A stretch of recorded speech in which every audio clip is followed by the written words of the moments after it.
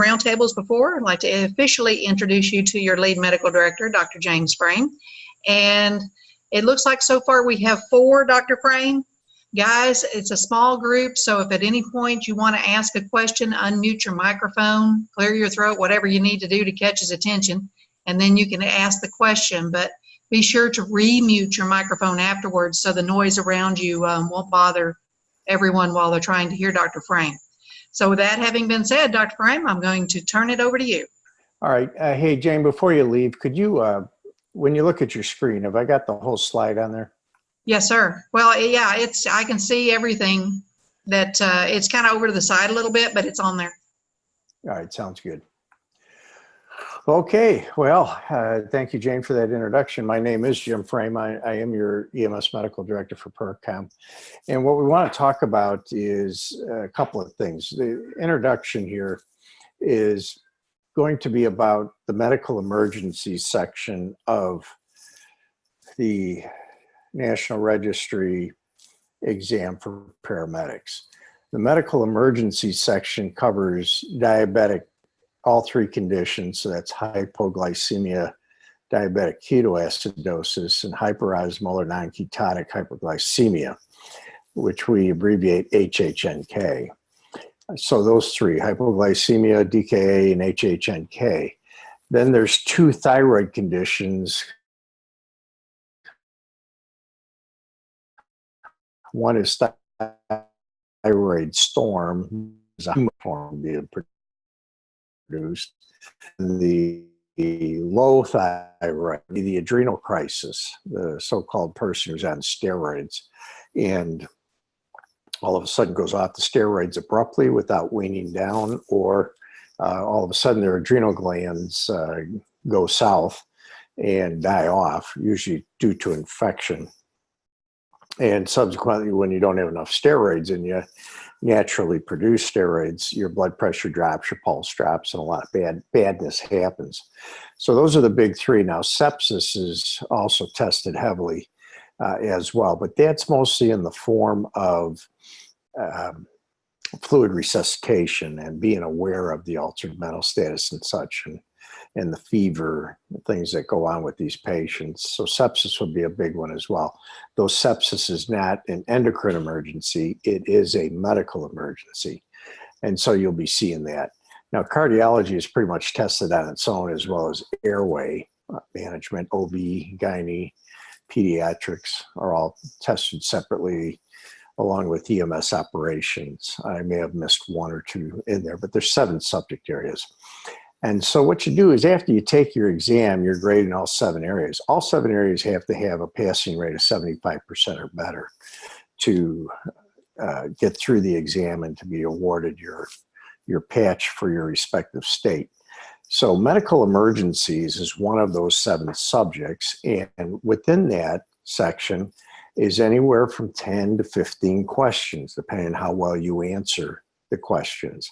10 if you answer them very well, 15 if you get into the adaptive side of the computer testing, where it tests you until it's comfortable that you know the subject. So you may get a couple more questions that flash up on the computer screen to decipher whether or not you're answering the questions in a way that the computer feels that you have passed that topic area. And then it moves on to the other subjects. Now, it does so all simultaneously because each question that pops up is at random. So you get a cardiac, a trauma, and EMS operations, medical emergency, a pediatrics. You'll get them all probably one back to back to back. So they, it's interesting how they do it, but it's very fair. If you miss 1 or 2, then it kind of brings the question back down again, you answer the questions, and then it brings the level of difficulty back up again, and then it assigns you points based on the level of difficulty. So it's kind of cool the way they do it. In any event, this is the long introduction to saying that within the medical emergencies part, 2/3 of the questions are going to be covering diabetes, one of the 3 conditions: hypoglycemia, diabetic ketoacidosis, or non-ketotic hyperosmolar hyperglycemia. So we will cover those 3 subjects tonight, which will be the longest subject. And then next month on June 7th, at the same time, 8 o'clock, on a Friday night, we were going to cover the other 3 endocrine emergencies that will be tested. Those are combined, those are usually worth 5 questions. But this one tonight, the diabetes, is going to give you 10 questions. No diabetes backwards and forwards, and you're going to do real well medical emergencies. Now, just so you know, a lawyer acquaintance, not a friend, but an acquaintance of mine, wrote this article in 2013 where it was put in the gems. So I'm giving you the citation. We sit on the same committee for writing questions for the NREMT. And so I told her I was going to use her stuff, and here's her citation. Let you know that I took predominantly the entire article from her. Let me backtrack. Took the PowerPoint, created a PowerPoint based on what she had wrote, although I did not include everything because the questions on this cycle are pretty straightforward. So I didn't want to throw in a lot of fluff, if you will. You know these slides, you got 10 questions right. So, all right. So anyway, this is the quote. And of course, Jane will post this online. So if you have a chance to review this PowerPoint again, and I hope that you do, you'll be able to see where I gained all of this information from. I think she wrote just about a great article as you can expect. And quite frankly, the questions that I reviewed for the cycle 5 of the paramedic exam, all these slides will have everything that you need to answer all 10 or 15 questions. Know the slides, you got it. You'll nail it. Okay.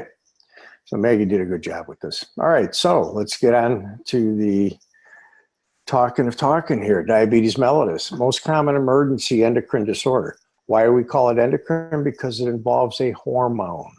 Hormones are part of the endocrine system.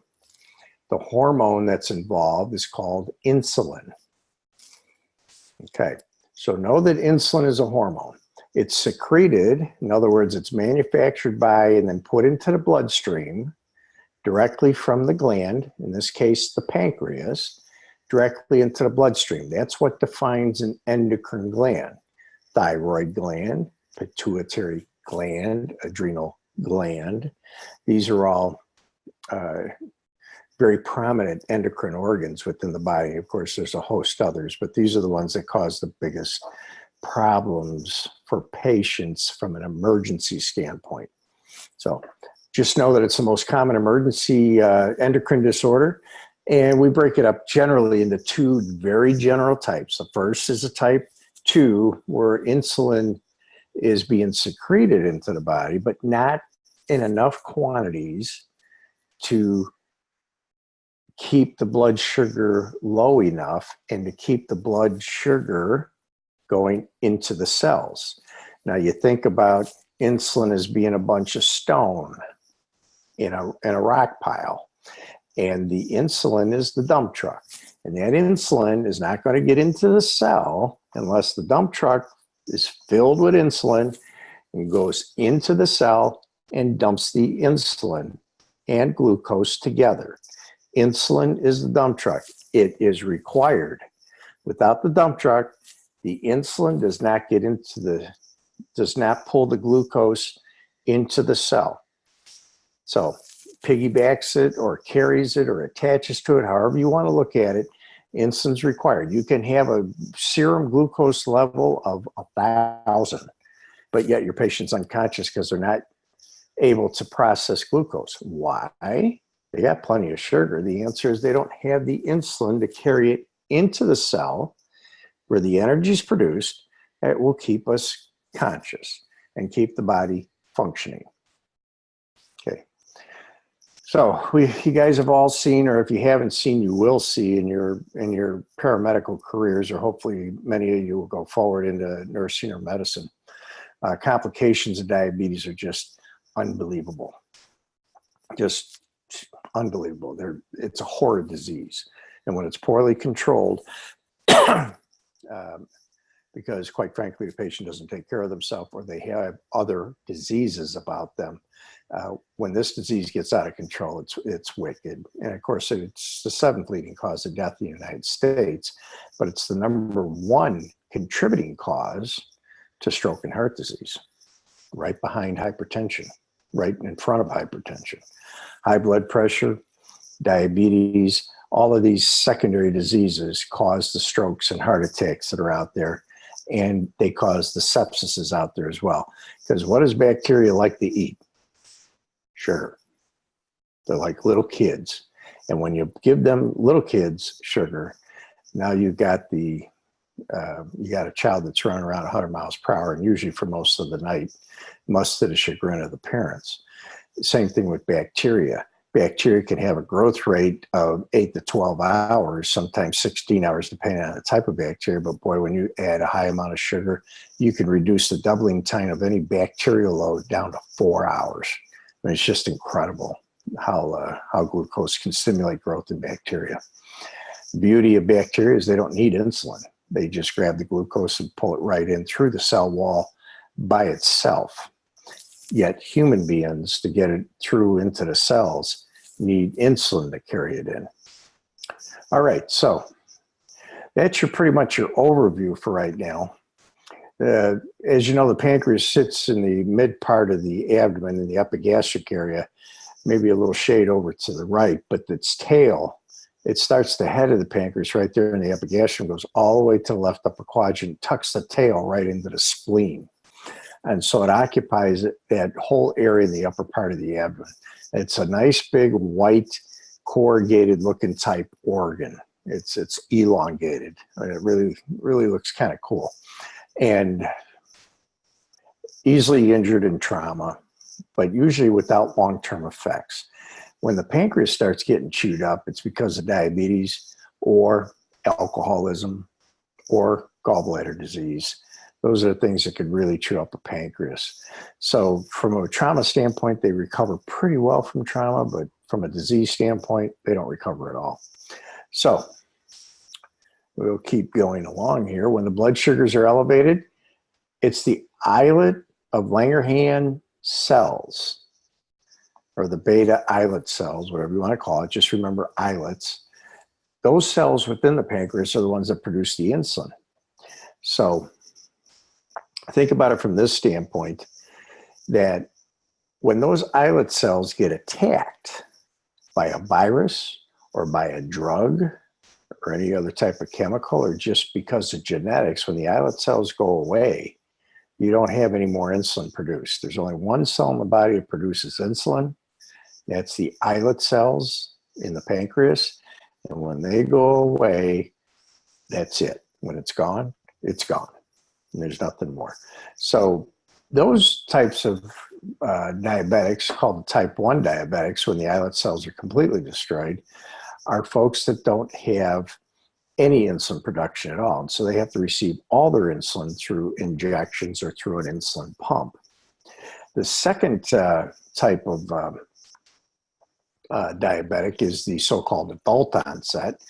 It's where they produce insulin, but they're not producing enough. Or because the patient is very, very large, their BMI is greater than 30, let's say, then insulin has difficulty getting into the cells themselves because there's just too many cells, fat cells, and not enough insulin to bring glucose in. Therefore, the insulin becomes less sensitive. In other words, the body is going to require more insulin just because the sensitivity has been dialed way up. I mean, it's really hard to attach glucose to the insulin and getting it into the cells. So quite frankly, this is the type 2 diabetic that requires oral medications such as metformin, glucophage, glipizide, and some of the other well, they all reduce the blood sugar, but it depends on their mechanism. There's 2 types, so you won't need to know that for your exam. Just know that patients can be on both metformin and glipizide and insulin because the insulin has become desensitized. And so what does work with the insulin, and when the insulin does decide to work at 40% or 30% capacity, we have to add pills to make sure that the sugar stays down. What happens when high sugar is allowed to exist for a long period of time in the body? It chews up the kidneys, the heart, and the eyes. And that's when you start getting heart disease, renal failure, blindness. And then when it settles down into the blood vessels themselves, it makes them thick. What happens to a thick vessel? It can't get blood through it. That's why toes, ankles, feet, lower legs are amputated in these patients, because without adequate blood flow to those areas, infection develops in the foot or toes, and the body cannot send enough blood down there to fight it off. Therefore, the difficulty with diabetes in type 2 patients that go ultimately to type 1 is that if the sugar is allowed to run for too high over a 24-hour period, and then again over a 90-day cumulative period, then they start building up glucose and plaque within the arteries of the body. It's the smaller arteries that get affected first, which would be the eyes, the kidneys, and the toes and feet, and then ultimately the heart. So, okay, what do you do with the patient who calls you acutely in EMS? They say, we got a 65-year-old male who's called for an ambulance because of generalized weakness, malaise, and fatigue.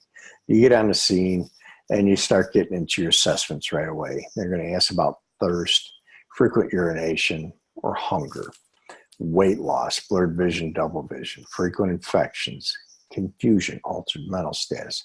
What's the first thing you guys are reaching for? Glucometer. You got to find out, where are we at with the sugar? Look, if you take the blood sugar and it's 100, well, then you know that the diabetes at least is not causing the problem that they have in that particular occasion. But you'll find out that over 30% of the diabetics every year have some sort of diabetic emergency where they require emergency department intervention. Well, as you can tell, if they have to come into the emergency department, you know that over half of these people are going to come in by ambulance because something really acute just happened, like lethargy, being obtunded, altered mental status, confusion, and sometimes even combativeness. So for all you folks that are out there that have family members that look like they're getting a little bit large around the waist, we want to talk to them a little bit about getting more physical activity. Diet, big. Weight control, huge.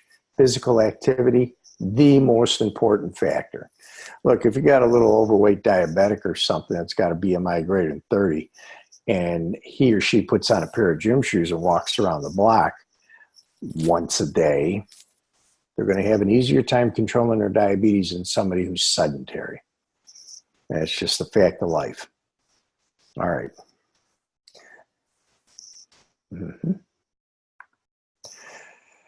All right. Type 1 diabetes, more often than not, especially the younger the patient, is going to have a genetic predisposition. So in the part called family history, you're going to ask, is there any history of diabetes in the family? Look, if the patient's got diabetes, what's the point of asking the family history? There is no point.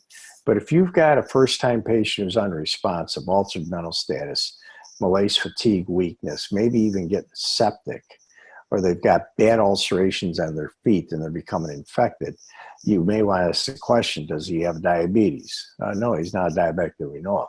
Is there diabetes in the family? All right, that would be appropriate. If the patient's already got diabetes, you already know what you got to roll into. Next step, check the blood sugar. See if you're low or you're high. So about 3 or 4% of your EMS runs are going to be diabetic emergencies. About 30% of your EMS runs are going to have diabetes as a contributing cause. Patient may call you for chest pain, shortness of breath, difficulty breathing. You're going to get on the scene, you're going to find out they're having unstable angina or some sort of exacerbation, COPD or asthma and such, or got heart disease with atrial fibrillation, or maybe even stroke-like symptoms, but you're going to ask about past medical history. And between 30 and 50% of those patients are going to say, yeah, they've got diabetes, or he's a pre-diabetic. In other words, sugars are running high, but not quite high enough to put him on medicines yet. Most patients are going to be, well, 30 to 50% of the patients which is a high percentage of most of your calls, are going to have diabetes as a contributing cause, with 3 or 4% of those calls where the diabetes is actually the primary complaint, whether low blood sugar or high blood sugar. Just know that the mortality rate, the number of people who die from these conditions each year, can be upwards of 10% in well-controlled populations like ritzy parts of the country where they've got, 4 doctors that are on everybody's case. Or if you get into some underprivileged areas or low socioeconomic class of patients where the diabetes death rate can be almost 50% when they go into DKA or when they go into hyperosmolar non-ketotic hyperglycemic episodes. So do not underestimate the severity of this disease. This is a wicked, wicked disease. Now, so you arrive on the scene and you got a whatever age-year-old person that's unresponsive. Your differential diagnosis has to include high or low blood sugar. So blood glucose is going to be part of it.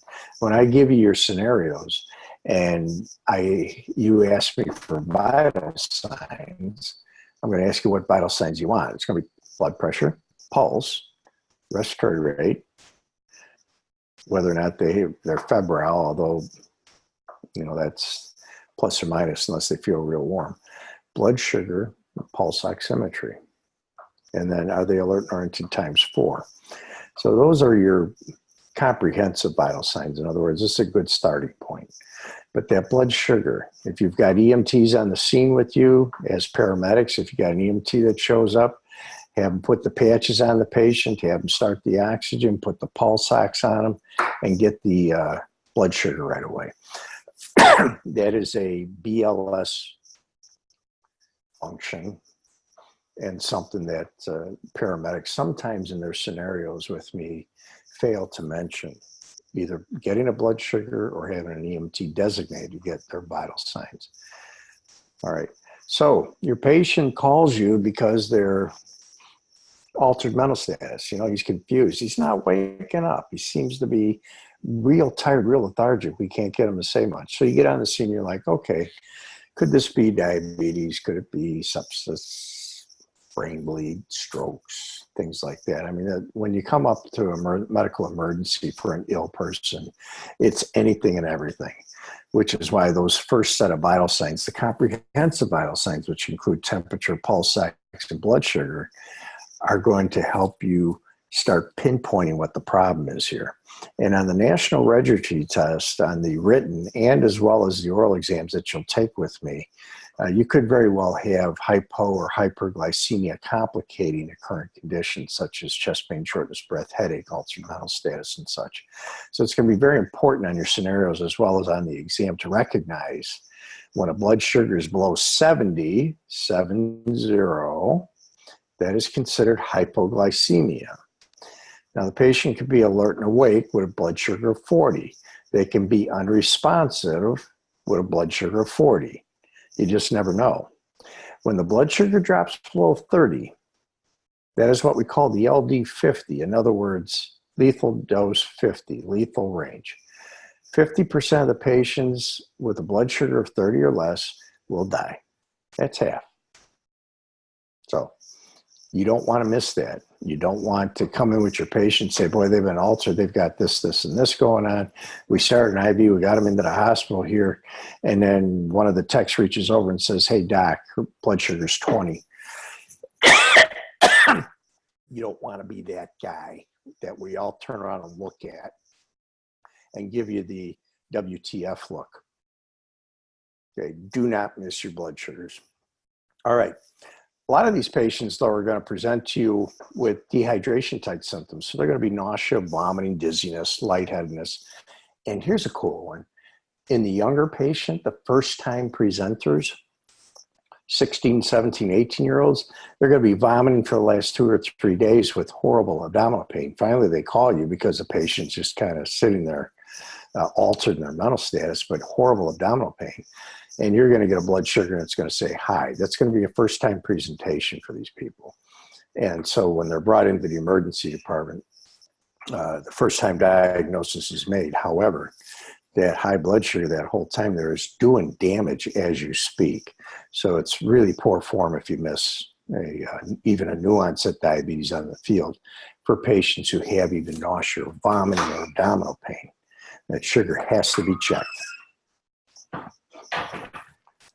Okay. So let's talk about, on the left side there, we're going to talk about hypoglycemia first. Blood sugar under 70 with the patient having symptoms. Like I said, if a patient's got a 50 blood sugar and they're alert and awake talking to you, you know, do you have to put D50 into them right away? Can they drink something? Can they, you know, get an alternative like eating a candy bar? And the answer is yes. If they're alert and awake, go ahead and do that. But if they're below 70 and they are altered, then it's going to behoove you to give IV D50 or glucagon intramuscularly, which is why you're trained in intramuscular injections as well as subcutaneous injections, is that if you cannot get an IV on these patients and you have to get their sugar up, glucagon is the best way to do it. You never, ever want to give anything by mouth in a person who's altered or lethargic. The risk of aspiration pneumonia is just way too high. In other words, they'll choke. And then we've turned a medical emergency into a badness. Okay, the most common of the common of everything that's out there with endocrine disorders is low blood sugar. That's the most common. Yeah, you won't get that as a question per se, but you're going to get the serum glucose as being below 70. You have to recognize that as being hypoglycemia. So these patients are going to present with AMS. AMS is altered mental status. They're going to be confused. They're going to be sweating. They're going to be tachycardic. They may have extreme fatigue. If they can answer your questions, they're going to say they're always hungry or they're always urinating, if you will. So they're drinking excess amounts of water. These are the signs and symptoms that you want to watch for. As the blood sugar gets lower and lower, then the patient becomes lethargic to the point of becoming unconscious. It's at this point when they're unconscious, when the sugar is that low, that it's causing brain damage. Brain cells are dying off. If they don't have oxygen, they die. If they don't have glucose, they die. And then you start getting the seizures and it becomes much worse. Now, we used to have the old, in Chicago where I trained, we had what they call drunk tanks. On a Saturday night, you'd always get these guys that are intoxicated, want to fight, want to do everything. And you get people who are acting stupid and crazy. And you see somebody staggering along the sidewalk. So the police paddy wagon would come by. They put the person in the back of the paddy wagon. They drive them down to the jail. They put them in a drunk tank. In other words, a jail cell specifically for people who are intoxicated. 7 o'clock in the morning, the jailer comes in, runs his billy club across the bars and says, okay, everybody up and out. So they unlock the jail cell and everybody would pile out. Well, every once in a while, somebody wouldn't wake up. All right, we'll let him sleep until noon. If he's not up by noon, we'll figure it out. So noontime comes along and the patient's still lying there. And so they decide to take him to the hospital. They come to the hospital, blood sugar is 10, and they never wake up. They die. Or they're dead in the jail cell. As it turns out, these patients are diabetic. And the police officers, God bless their hearts, aren't trained in this area. So they didn't know, you know, when you see 100 people staggering down the sidewalk, 97 of them are going to be alcohol intoxicated. But 3 to 4% are going to be low blood sugar. So after a couple of dozen lawsuits, police departments across the country decided, hey, we're going to call EMS for everybody. And it's because of this reason. So you're going to say, boy, I transported my third drunk. Or I'm going to be working in the emergency room on a Saturday night, really bitching and moaning that I've got 6 or 7 people in my emergency room that are all intoxicated. And the reason being is that they're not going to take that kind of liability in the jail cells. They're going to get them into us, even if it's for what they call a fit for confinement. In other words, check him out, doc, and if he's okay for us to throw his rear end into a jail cell, we will. So I check them all out. What's the first thing I do? You named it, glucose. We're going to check their glucose. We're going to check their electrolytes, make sure they don't have a sodium that's in the basement, 110 or something, and that they don't have a sugar that's in the basement or a sugar that's over 600. And what we want to do is make sure that these patients are medically cleared back for confinement. But it doesn't help your case any because you're the poor guy on a 24-hour shift. You get the call at 2 in the morning to the police to take a altered mental status into the ER, knowing full well that they're more likely than not intoxicated. But don't get caught in that bad situation where you got the intoxicated patient and you didn't check a blood sugar on them before they came in, because they all look the same. Alcohol intoxication looks like hypoglycemia, which looks like hyperglycemia, which looks like thyroid storm, which, oh, by the way, looks like a stroke. So you just don't know. So sugar is a nice and easy way to check it out. Okay. Hypoglycemia can occur in a non-diabetic patient. I'm worried about some of you guys who are in the fire service specifically. You get out on these wildland fires and you take a beating after about 2 or 3 days when the electrolytes are pretty much all gone from you and you've got all your energy burned up from too much exertion out there and such. You can actually drop your blood sugars, especially if you're not eating. And subsequently, the first day when you're out there, we give you water. Why? Because that's all you're losing is water. But on wildland fires, when you get to day 2, day 3, day 7, then the physicians have to start coming in, setting up rehabilitation and such, because it's more than water loss now. You got electrolyte loss, and glucose is a big part of that. And so be wary with your colleagues and such. Be watchful for the heat exposure, heat exhaustion, heat stroke patient. Make sure you're checking sugars on these guys, because with these conditions, you can complicate it by a low blood sugar. You never know it until you get that lab back. We see low blood sugar with some chemotherapeutic agents. So if I've got especially a bad lung cancer and I'm given, well, I'm not going to bore you with the names that are 26 letters long, except to say that some of these chemotherapeutic agents get to the tumor, and the chemotherapy is so rough on the tumor that it causes the tumor cells to actually bust open. I mean, that's how toxic they are. And the objective is to wipe out the cancer. Unfortunately, you're wiping out a lot of good cells as well. But we're getting the tumor. When these tumors lyse open, lyse, in other words, explode open, you get all kinds of calcium, potassium. It can throw your sodium into a wild shake, but it can also throw the glucose. It can throw it either up or down. Most of the time we see it throwing it down. So any person that comes back and says, yeah, he's at chemotherapy today and he seemed to be doing okay, we got him home, he didn't really eat much, and now he's starting to vomit, we just figured there was a side effect from the chemotherapy, your first thing is going to be point to the EMT, point to your partner and say, get a sugar. Because even cancer patients, using chemotherapeutic patients who are not giving you a history of diabetes, but they got a history of cancer that just received chemotherapy, they're going to have low blood sugars, or at least they could have a low blood sugar. So don't miss that, especially on your exam, when they talk about the cancer therapy patient who may be septic. And if they don't include a blood sugar, then you're going to have to really investigate why they didn't ask for it. Or at least look at it for the answers and say, by the way, check a blood sugar.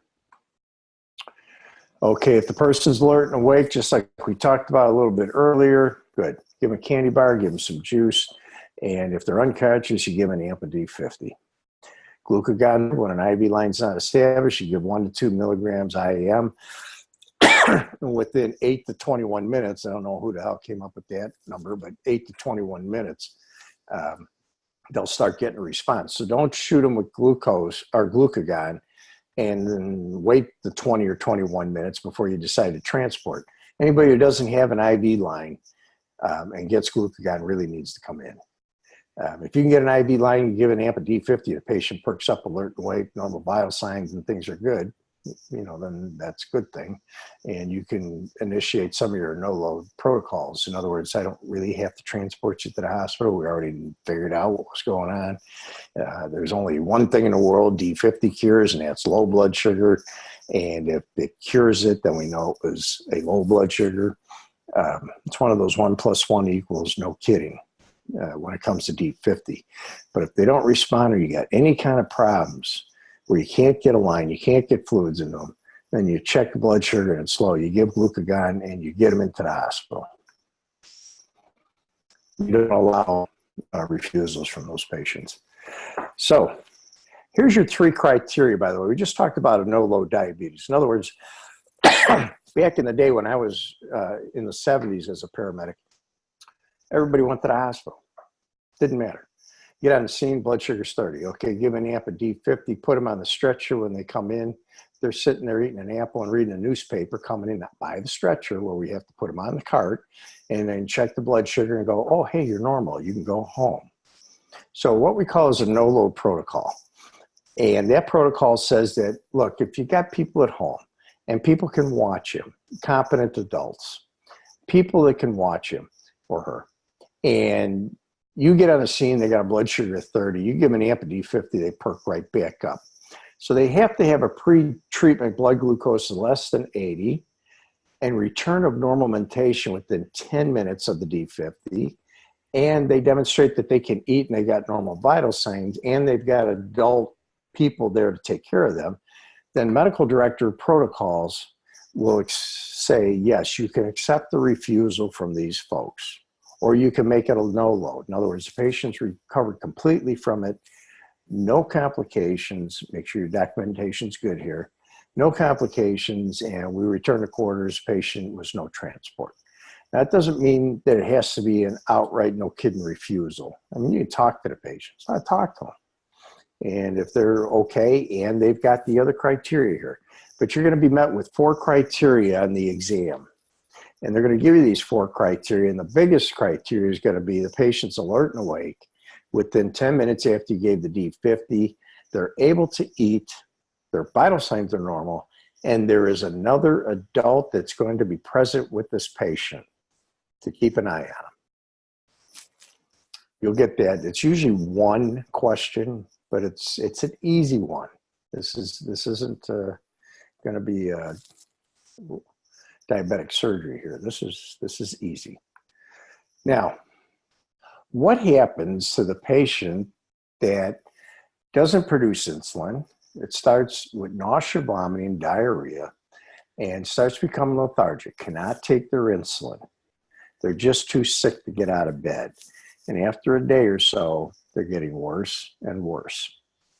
These patients, when they got a blood sugar of around 600 or so, are going to slip into what they call diabetic ketoacidosis. Now, how does ketones come into play here? Ketones are byproducts. So in a normal cell, the insulin is the dump truck, grabs the glucose, drives it into the cell, dumps off the glucose, and what gets produced as a result of the cell breaking down glucose and using it for energy? And the answer is carbon dioxide and water. Thus, when you exhale, you're getting all the CO2 that's been produced by all the cells in the body that are metabolizing glucose. In other words, using glucose for food. Now what happens when you don't have glucose inside the cell? In other words, no insulin, no dump truck to carry it in. And the answer is it has to start breaking down fatty acids. And one of the byproducts of fatty acid breakdown is CO2, but ketones. And ketones are going to be deleterious because they cause acidosis with the buildup of both carbon dioxide as well as the ketones.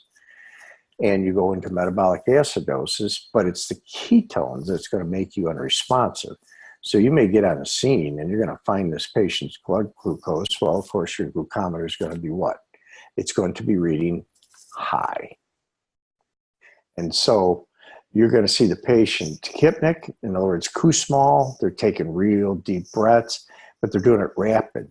It's not like the trauma patient where it's shallow and rapid. Kussmaul is taking a deep breath, blowing it out, but you're doing it 30 times a minute. Trying to get all the carbon dioxide out of your body, blowing, what we call blowing off CO2, to compensate for the metabolic acidosis. Because what's an acid? Carbon dioxide. It's an acid. Builds up in the blood. You're trying to blow it off as it get exchanged through the lungs. You're trying to blow it off so that you can get back to a normal pH. Well, after a while, you're going to get overwhelmed, and then you go unresponsive. And so it's going to be incumbent upon you to recognize that there may be abdominal pain, fatigue, malaise, confusion, nausea, vomiting.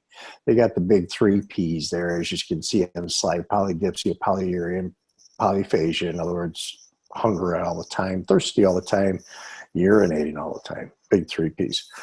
So watch for Kussmaul respirations. Your vital signs are going to look like a respiratory rate of 30, blood sugar of about 600, and that you notice that the respirations have a characteristic to them where it's deep and rapid. Your question on the National Registry can appear in one of 2 ways. It could give it to you in a scenario and ask you, what do you think you got going here? And the answer is going to be diabetic ketoacidosis. Or the second thing it's going to do is just going to give you a plain statement, a plain, what is deep and rapid breathing in a diabetic patient called? And you're going to look down the A, B, C, D, E and say Kussmaul. There it is. Classic for it. Nothing else really produces deep and rapid respirations. You get shallow rapid respirations. You can get shallow slow respirations. You can have irregular respirations, run fast at first, then slow, like you see with Shine-Stokes, you know, brain herniation and Cushing's reflex and such. But in this particular case, what we're talking about today is the diabetes, where you're trying to blow off CO2. So the body, even while unconscious, the body's respiratory drive is going to be trying to blow off CO2. Okay. Now, the most important treatment is recognition of the problem. The most important concept is recognition of the problem. And the most important treatment is fluids. Take your favorite bag of crystalloid, which could either be a 0.9 oral lactated ringers, and run a liter in over 30 minutes. That should get about 90% of you guys to the hospital before you have to get into a second liter. But if you have to get into a second liter because the patient's up on the 90th floor of some big tall building, or they're in the backwoods country someplace, and you start the line in their bedroom, you start getting the fluids in them to start stabilizing them, you put them on the stretcher, carry them how far you have to, get them to the box, and then whatever the direct route is from the box to the hospital, that could very well exceed 30 minutes from needle to ER door. So be prepared to give a second liter after the first one's completed. These patients are probably going to require anywhere from 6 to 8 liters of fluid before the end of the first 24 hours. It's incredible how much fluid deficit they have. They've been urinating all day. They've been trying to keep up with the fluids, but the nausea and vomiting has prohibited that. So they're going to be vomiting out fluids as well. They could very well have diarrhea with it. But the fact is that they're Kussmaul.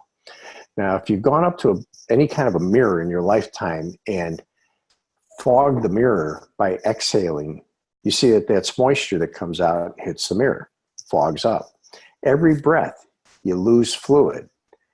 Now, imagine at 16 to 20 breaths per minute, normal respiratory rate, that we are breathing, there's a certain amount of water that's coming out with our exhalation process, carbon dioxide and water, both byproducts of glucose metabolism in the body. Now, what happens when you're metabolizing fatty acids because you don't have any insulin? And the answer is that that breath is going to exhale CO2, but it's going to be with water and with a ketone smell to it. And it's been described as a fruity flavor or a juicy fruit gum type of flavor. It's not going to be offensive. It's not going to knock you, on your socks like some infections do, or people who use the toothbrush mostly as decoration and maybe get around to brushing their teeth once a week. It's not that kind of smell. It's going to be the type of fruity smell to it. Now, is it diagnostic? Absolutely. If it's not present, can you be in DKA? Absolutely. I wouldn't count on it as a definitive sign and symptom, but when it is present, it's highly suspicious for DKA. Okay. So 1 to 2 liters of fluid. Now I use crystalloid because I want your medical directors to kind of make that decision. The advantage of crystalloid is that it stays in the bloodstream a lot longer than the D5W. So first of all, you don't need a D5W. The last thing these people need is more glucose. Second is 0.9 normal saline is NaCl, sodium chloride. And you could throw these people into a hyperchloride situation by giving too much fluids. Is that a big problem for you guys in the field? No. We don't start running into that until about the 5th, 6th, 7th, or 8th liter. But there are some physicians out there that feel that the risk is too great, and so they tend to give lactated ringers. Some of us have a problem with lactated ringers, not from the standpoint, it doesn't give you a lot of chloride, so you can avoid the hyperchloride condition. But what lactated is, you know, it's about a 6.5, 7.0 pH. It's slightly acidic. Diabetic ketoacidosis. I'm now giving fluids that are acidic. What do I do with that? And like I said, I leave crystalloid open because that's the way the National Registry is leaving as crystalloid fluids. Because some medical directors prefer one over the other, depending on what their philosophy is. From your standpoint, you worry about one thing. These guys are dehydrated to a point where they're going to start losing bodily functions. What I mean by that is the heart's going to get wacky, and your respiratory rate's going to get wacky, and you start having to tube these people, and you may even get in a cardiac situation, cardiac arrest, because DKA can produce high potassiums. And as a result of that, it throws the heart into depolarization mode it throws it in depolarization mode, which would be ventricular fibrillation, ventricular tachycardia. And so when you throw a liter of fluids into these people, you're diluting out not only the sugar, kind of driving that down a little bit, but you're also diluting down the potassium, so it becomes much less of a danger to the patient. So 2 good reasons. Number 1, get the fluid resuscitated so tissue exchange can start happening a lot cleaner. And then second is to avoid the problems with electrolyte imbalance. For those units that are carrying iStats out there and measuring your electrolytes, your protocol should address, you know, how you're going to treat patients that have potassiums in the 7 or 8 range, where it is definitely dangerous and the QRS is looking like they're getting wide and bad things happen. So most important treatment for you guys in the field is recognition, transport without delay, and you're given IV fluids 1 to 2 liters. Hopefully you'll have reached the hospital by the time the 2nd liter has to be started, but don't be afraid to start a 2nd liter. And if you got a couple of hotshot guys out there, student paramedics that really want to do well for you as the lead paramedic, let them pop a line on both sides and run both liters in at the same time. That's perfectly fine, because like I said, by the end of the day, we're going to be giving 8 liters anyway, and I'm going to give the 3rd liter over about an hour and then recheck electrolytes while we're in the emergency room. But without you guys giving those 1st liter or maybe even 2 liters in the field, we really got a bad situation going on with these patients. That fluids are everything. And so when you think of diabetic ketoacidosis, on the examination, think of crystalloid fluids. Okay, we have a second type of diabetic situation here, and it's going to be a little bit easier to handle. Since diabetic ketoacidosis.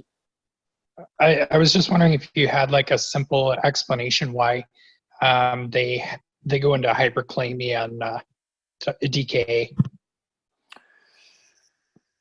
There's a couple reasons why they have high potassium. Number 1 is that potassium gets into the cell with the use of insulin. Potassium, just like glucose, has to get into the cell and it's what they call active transport. So when I say the dump truck pulls up and grabs glucose, it also has to grab potassium to get inside the cell to help the cell depolarize. It uses sodium and potassium in reverse. They switch places. When the cell depolarizes, the potassium's in the cell. When it repolarizes, the potassium's outside the cell. Well, if you don't have insulin pulling the glucose in, you can also safely say that the insulin is not pulling potassium in. So you've got all this outside the cell, in other words, extracellular fluid, filled with glucose and potassium. I hope that helps. All right. We switch gears now from diabetic ketoacidosis to a still dangerous condition, but less so dangerous than DKA. And this is the non-ketotic person. This is the person that's still got the 6, 7, 8, 900 blood sugar, but they're alert and awake talking to you until they get to about 8 or 900. Then they start slipping away. Well, don't use the blood levels, the blood glucose levels here. But these patients are going to have altered mental status. Sometimes they're going to have nausea and vomiting, but a little bit less so than a DKA patient. Can you tell in the field the difference between DKA and HHNK? And the answer is no, not unless you've got an ISTAT, which is measuring ketones. The production of ketones is the most important criteria that we use to distinguish between the two. A patient with HHNK gets the same fluids. They can go sometimes from 6 to 9 liters in a 24-hour period to rehydrate them. However, they're producing a little bit of insulin, enough to keep the potassium carried into the cell, enough to keep some glucose going into the cell so that they avoid production of ketones and subsequently acidosis. So these patients can be thought of as having some insulin. So the dump truck's going in, but it's not a 6-yard dump truck. This is a pickup truck. It's trying to carry all this glucose in. It's just not enough going in there. There's just not enough insulin to get it inside the cell. So this is the syndrome. This can also lead to unconsciousness. Now here's the beauty of it. You get on the scene, they're unconscious, and your glucometer reads high. You know the patient's a diabetic. Is it DK or is it HHNK? The answer is, what do you care? The first line treatment for either one of these is fluids. Whether you choose lactated or 0.9, like I said, that's up to the medical directors. But fluids are going to be your treatment choice. Okay. Recognizing the fruity smell, recognizing the fact that the patient has nausea and vomiting for the past couple of days and such can put it in either ballpark. It's hard to distinguish just based on the patient's presentation, whether it's one over the other. I've been fooled by both of them. I've had DKAs as low as 350. I've had DKAs as high as 900. I've had HHNKs as high as 1800. Usually the higher the blood sugar, once you get over 600, 700, once the higher the blood sugar, the less likely it becomes DKA. When you're in the thousands, when you got a glucose level of 1,000 or greater, the highest one I've ever seen is 1,800. When you're in that area, you're less likely to be acidic. Why? Because with the acidosis comes the high potassium. What happens when the acidosis and high potassium comes about? Patients die. They go into cardiac arrest because potassium's too high. So usually 1,000 or so means that they've got some insulin floating around. For the purposes of the National Registry, you cannot tell the difference very cleanly. Small respirations can be a giveaway for DKA, but without laboratory data, it's almost impossible to distinguish between the two. The scenario that you'll get on the National Registry is somebody who's been in bed for about 2 to 3 days, hasn't eaten or drank anything, hasn't taken their insulin because they haven't been able to eat anything. So why give insulin? They don't have any sugar. And yet this is a big misconception for these patients. And subsequently they develop DKA. So if it's without ketones, it's called HHNK. Why do we teach it? because it's important for you as paramedics, just like it is for nurses and just like it is for doctors, that when you get into extended treatments with these patients, you have to know exactly what you're up against and how you're going to treat it. But it's safe to say across the entire board, and I'm going to repeat it for the 15th time because this is on the exam, first line treatment for any of these hyperglycemic emergencies is going to be IV fluids. These patients are going to be tachycardic, but they could become so fluid depleted that they're hypotensive. And subsequently, their blood sugars can shoot up to 1,000. Now, what do they call that when the blood sugar is real high and it causes excessive urination, polyuria? And the answer is it's called osmotic diuresis. And you're going to see that phrase used in your textbooks. In other words, the glucose has such a high osmolality, in other words, a high, more chemical than it is fluid. Hypoosmolality would be more water than the chemical, but a high osmolarity would be more chemical than water or fluid. Subsequently, a hyperosmolar patient is extremely dehydrated because what the kidneys does is it keeps potassium and sodium and all the other fun chemicals that we have to exist and to live, keeps it in the bloodstream. That's the job of the kidney, to preserve electrolytes, and it gets rid of water. In a diabetic patient without significant kidney damage, the patient is going to release a lot of water. But the more water you release while holding back sodium and potassium, the higher the concentration of sodium and potassium in the bloodstream, the blood system, the blood volume, and subsequently they become hyperosmolar. This is badness for the brain.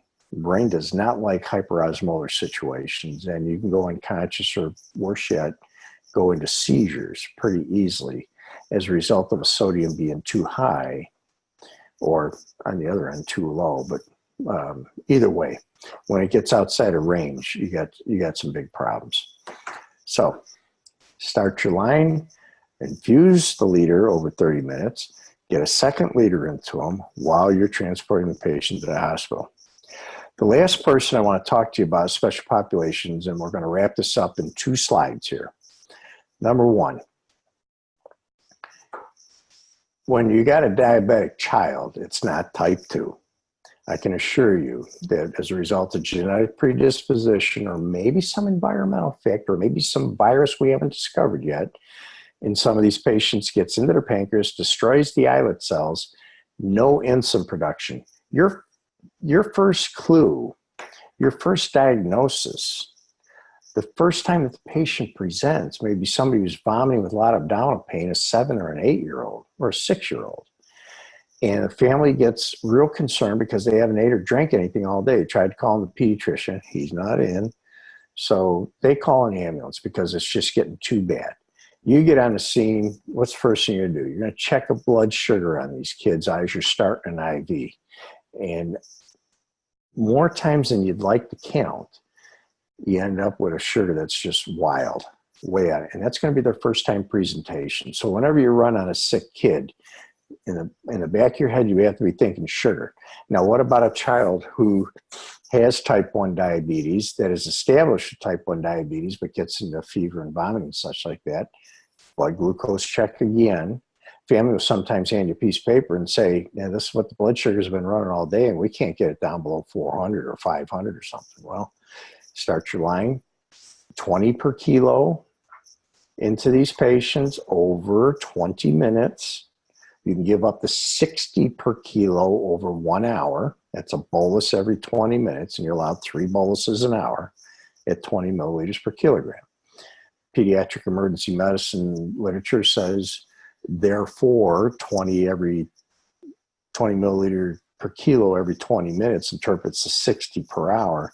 I'm good with that. So you got a 50 kilogram kid sitting there, go for it. Do the calculations and give them the 1 to 2 liters by the time they come in, and you're going to find your kids doing pretty well.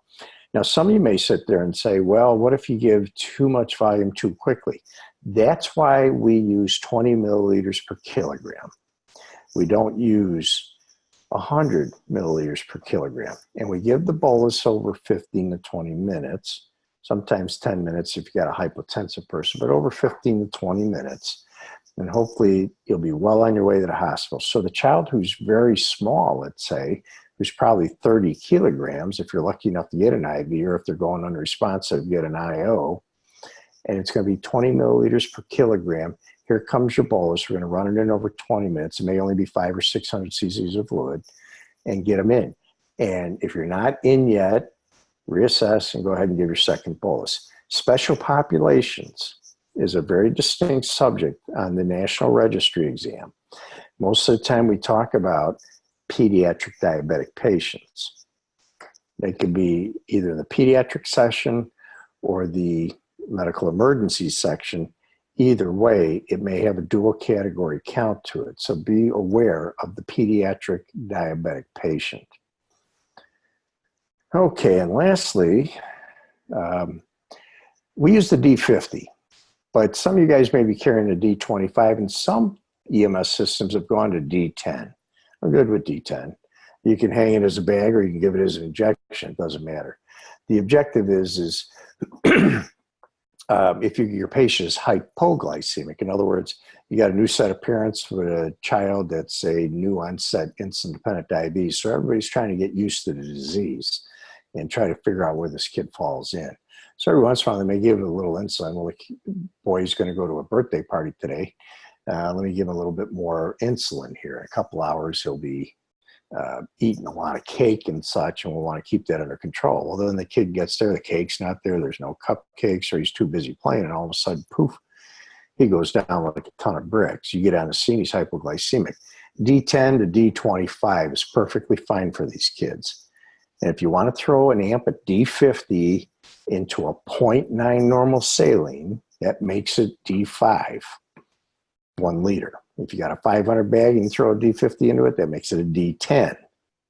And you can run the bag in over an hour, 500 cc's over an hour. Perfectly fine, not exceeding 20 milliliters per kilogram. Bury that one in your head, 20 mils per kilo on any fluid boluses for any child. Okay. And then, of course, you don't accept refusals from these guys. You get those kids in. If the parents really, really insist on taking them back home and they'll manage it, okay, fine, you know, that's their call. But more times than not, you're going to be picking these kids up from birthday parties. Okay, does anybody have any questions for me? I want you to chime in.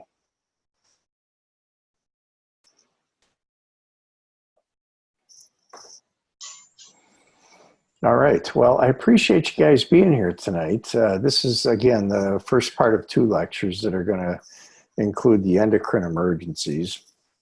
And then somewhere around August, I won't be giving one of these in July because of the upcoming commitment to the bar exam for licensure in Texas.